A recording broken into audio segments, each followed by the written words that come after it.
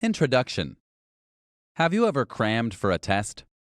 If you have, then you probably remember the grueling pressure of the all-nighter, that zombie-like haze of caffeine, exhaustion, and nerves in which you frantically try to stuff your brain full of as much information as possible. If you're lucky, maybe you'll remember some of it for tomorrow's test. Many of us have found ourselves in this unenviable position, but we would never want to spend our lives learning in this way.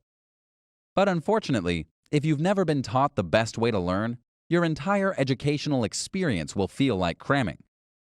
Even if you have all the time and study resources in the world, you'll always feel as though you're desperately packing facts into your head and hoping something sticks.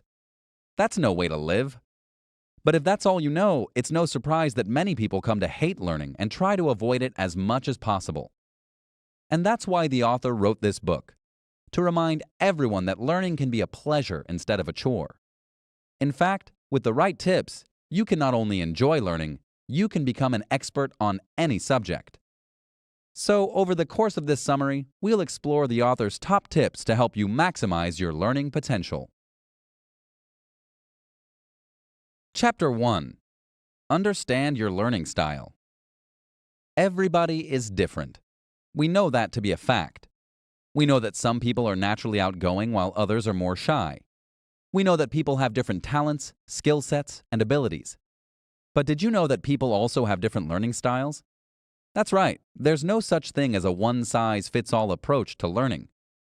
In fact, many studies have proven that there are more than 70 different learning styles. But that's a bit too many to discuss in the context of one summary, so we'll rely on the common practice of categorizing these learning styles by their sensory approaches. Because there are 4 most common types of learning styles, they're often abbreviated by the acronym VARK. VARK stands for visual, oral, verbal, reading and writing, and kinesthetic. Each of these words refers to a specific type of learning preference that resonates with each individual. For example, some people are visual learners. They might learn best by watching an instructional video or seeing someone demonstrate a task. By contrast, kinesthetic learners need to do it themselves in order to fully grasp the concept. Oral learners retain information better when they can listen to a lecture or be given instructions in a more conversational format. And learners who are reading-writing oriented absorb information most effectively when they can interact with material in a print form. These might sound like simple differentiations, but they can make all the difference in the world. After all, if you're a visual learner, you might be struggling in a class that is exclusively comprised of oral lectures. You know you're not stupid, so you might feel upset and insecure when you find that you've listened to every lecture and you still don't feel like you understand the information. This lack of information will of course impact your grades or your ability to do your job, and this creates needless frustration and anxiety.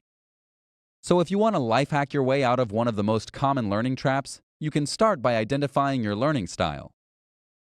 Once you know which style works best for you, you can pursue the tools that work best for you. And don't worry about self-diagnosing. You can take an online VARK assessment that uses a detailed questionnaire to help you identify your learning style. Chapter 2. Get invested in your studies. Have you ever sat through a class and wondered, when am I ever going to use this? Whether the topic is high school geometry or a professional development workshop, we've all been there. But imagine how your perspective would change if you were actually interested in your studies. What if, instead of a quiz on physics, you were taking a test about your favorite TV show? You'd probably be really invested then. But unfortunately, it's unlikely that you'll ever be in a position to learn about nothing other than your favorite things. So, if you want to hack your brain and improve your performance, you have to trick yourself a bit by convincing yourself that you're interested in what you're studying. At first, that might sound both idiotic and overly simplistic. There's no way that could work, right? Actually, wrong. The author's research has discovered that learning comprehension is radically improved when a learner convinces themselves that they're interested in their subject. That's why the first step for improving your learning skills starts by asking yourself the question, what value does this topic add to my life? You might be tempted to say nothing, but just hang in there. Let's imagine a hypothetical scenario. Say you're studying English literature and you absolutely hate it. You have no use for the teacher's endless droning about critical analyses, and you don't care if the fictional blue curtains are a metaphor for the author's sorrow. After all, you're a business major. What possible value could this class add to your life? In this case, the topic might not be immediately relevant to your future career or even to your present course of study. But if you really immersed yourself in the assignment and got lost in the finer nuances of critical analysis, you'd see that analyzing literature can give you some valuable and transferable skills. For example, paying close attention to detail comes in handy in any job. And examining the intricacies of language is good practice for reviewing important legal documents that may cross your desk as a businessman. Applying this first step to your learning process might not be fun, but you can always find a way to make it useful. And one day, every bit of information you learn will prove useful in one way or another, even if it gives you nothing more than a crazy story to tell at a party. Chapter 3. Break your to-do list into chunks. Learning how to prioritize your to-do list is one of the most important skills you'll ever develop. But unfortunately, it's not always taught in the classroom or the workplace. And that's why the author wants to bring this topic to the forefront. Because once you learn how to break big goals into small, manageable targets, you can tackle any obstacle that comes your way. Here's how it works. Let's say you have a massive to-do list and you're getting a little overwhelmed. When you're staring down a mountain of tasks, it's easy to get stressed out, confused, and flustered. That's why it's important to break that mountain down into small, manageable chunks by asking focusing questions. A focusing question is exactly what it sounds like. It's a question you can ask yourself to improve your focus on any given thing. It can help you with a simple task or your overarching life goals.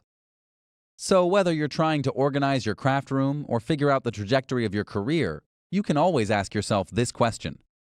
What's the one thing I can do right now that will make this situation better and simplify my to-do list?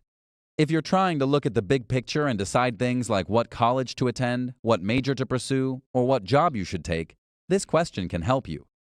Because in this case, the answer would be dependent on the one thing you want to do with your life. And as you ask that question, you'll be able to feel your heart leaning toward that one thing. Similarly, on a more immediate level, this question can help you in the moment because it can guide you to the right decision for right now. This is helpful because it enables you to build a base of knowledge about the subject you're studying, whether that subject is a math problem or a life problem. You can be an instant expert in everything. So take some time to gather your thoughts, build your base of basics, and break your goal into a small, manageable chunk. Chapter 4. Embrace the gift of feedback. Nobody likes to be corrected. Whether it's being told you got the answer wrong on a test or neglected an important part of your job, no one likes being told that they can improve. As a result, we tend to dread all forms of constructive criticism. And when someone tells us something that we don't want to hear, we often comfort ourselves by brushing it off with statements like, "They're just jealous," or "They're just being mean." But the author asserts that feedback is actually invaluable, provided that it's coming from someone who has your best interests at heart. And that's why the third step is all about embracing the gift of feedback. If you have a coach, mentor, or teacher who's trying to help you improve, their advice is a free opportunity to become your best self.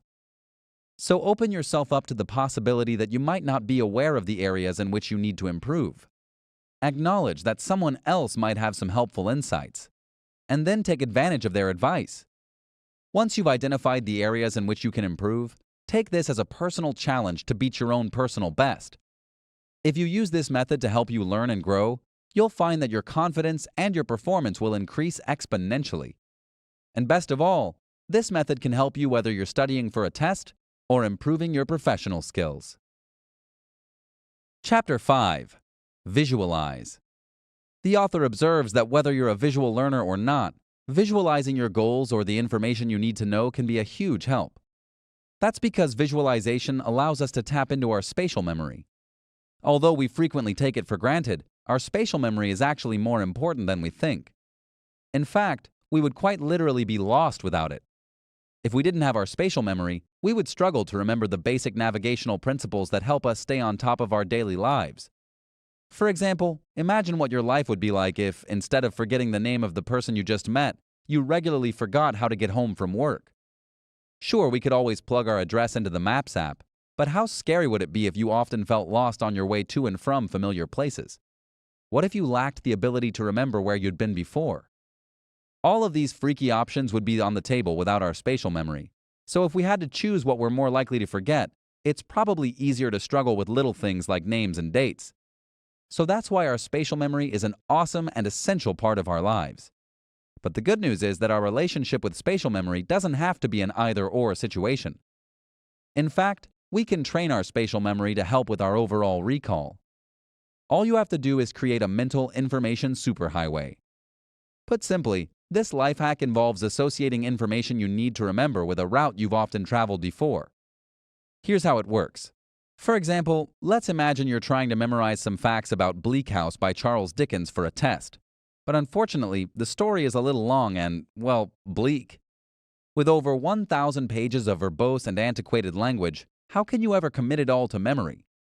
The author recommends that you start by taking select details that stand out to you and connecting them to a crazy story that will draw on your spatial memory. For example, if we use the analogy of connecting facts to your daily commute, you might imagine that you're on your way to Dunkin' Donuts to grab your morning coffee before school. But instead of the customary orange and pink of your traditional Dunkin' Donuts, the building is instead a large, gloomy-looking mansion. You can envision this house as the essence of Halloween on steroids, bats, creepy music, the works. And that's how you remember Bleak House. This is a bit of a wacky example, but you get the idea.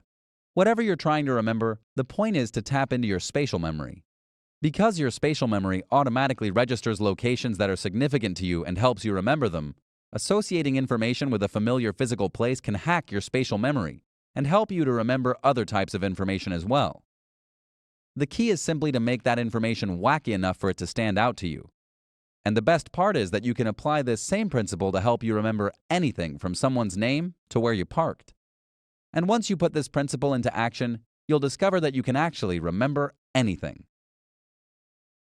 Final summary. Human beings spend an overwhelming portion of our lives learning new skills and information. But unless you know the right way to learn, it can feel like an unbearable chore. And worst of all, you're unlikely to retain much of the information you've crammed into your brain. But by applying the author's steps for learning better, you can make your brain work for you. Just practice getting invested in your studies, breaking your tasks into small chunks, embracing the gift of feedback, and connecting with your spatial memory.